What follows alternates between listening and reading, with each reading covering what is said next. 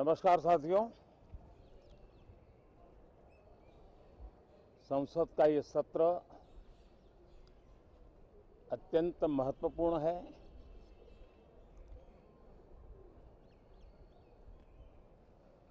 देश आज़ादी के अमृत महोत्सव मना रहा है। हिंदुस्तान में चारों दिशाओं में से इस आज़ादी के अमृत महोत्सव के निमित्त रचनात्मक, सकारात्मक, जनहित के लिए, राष्ट्रहित के लिए सामान्य नागरिक अनेक कार्यक्रम कर रहे हैं, कदम उठा रहे हैं और आज़ादी के दीवानों ने जो सपने देखे थे उन सपनों को पूरा करने के लिए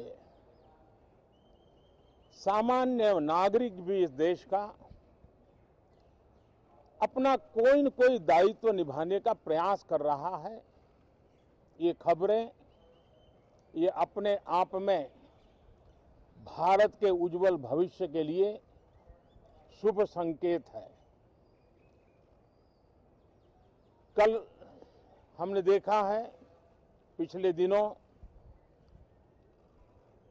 संविधान दिवस भी नए संकल्प के साथ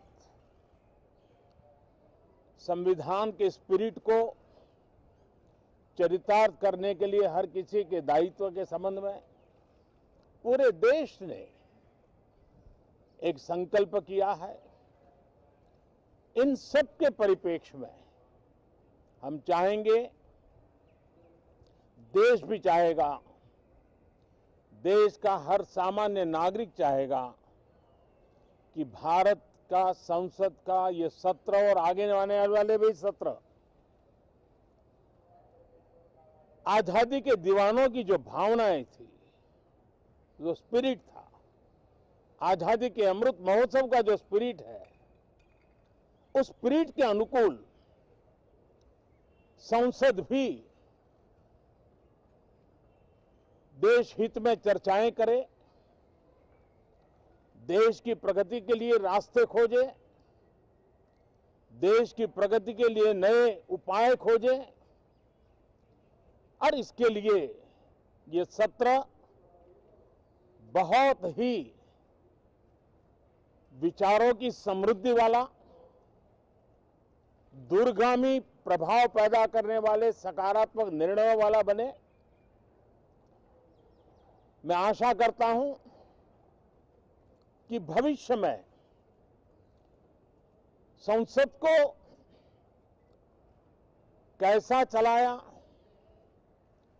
कितना अच्छा कंट्रीब्यूशन किया, उस तराजू पे तोला जाए, न कि किसने कितना जोर लगा करके संसद के सत्र को रोक दिया। ये मानदंड नहीं हो सकता है। मानदंड ये होगा कि संसद में कितने घंटे काम हुआ, कितना सकारात्मक काम हुआ। हम चाहते हैं सरकार हर विषय पर चर्चा करने के लिए तैयार है, खुली चर्चा करने के लिए तैयार है। सरकार हर सवाल का जवाब देने के लिए तैयार है और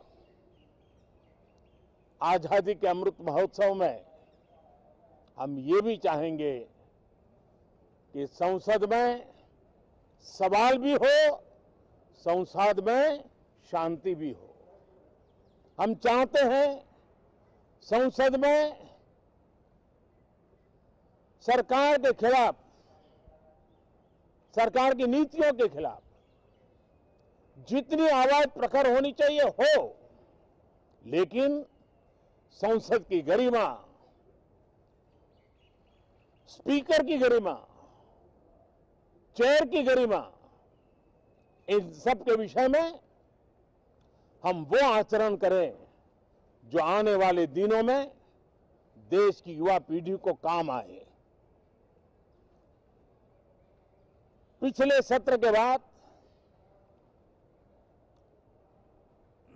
कोरोना की विकट परिस्थिति में भी देश ने 100 करोड़ से अधिक डोजेज कोरोना वैक्सीन और अब हम 150 करोड़ की तरफ तेजी से आगे बढ़ रहे हैं। नए वेरिएंट की खबरें भी हमें और सतर्क करती हैं और सजग करती हैं। मैं संसद के सभी साथियों को भी सतर्क रहने के लिए प्रार्थना करता हूं। आप सभी साथियों को भी सतर्क रहने के लिए प्रार्थना करता हूं, क्योंकि आप सबका उत्तम स्वास्थ्य, देशवासियों का उत्तम स्वास्थ्य ऐसी संकट की घड़ी में हमारी प्राथमिकता है। देश के 80 करोड़ से अधिक नागरिकों को इस कोरोना काल के संकट के में और अधिक तकलीफ न हो, इसलिए प्रधानमंत्री गरीब कल्याण योजना से अनाज मुफ्त में देने की योजना चल रही है। अब इसे मार्च 2022 तक समय आगे कर दिया गया है।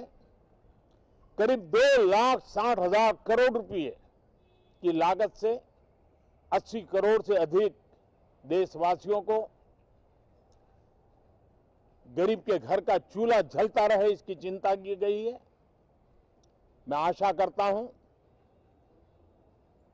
कि इस सत्र में देश हित के निर्णय हम तेजी से करें, मिलजुल करके करें, सामान्य मानवीय की आशा अपेक्षाओं को पूर्ण करने वाले करें, ऐसी मेरी अपेक्षा है। बहुत बहुत धन्यवाद।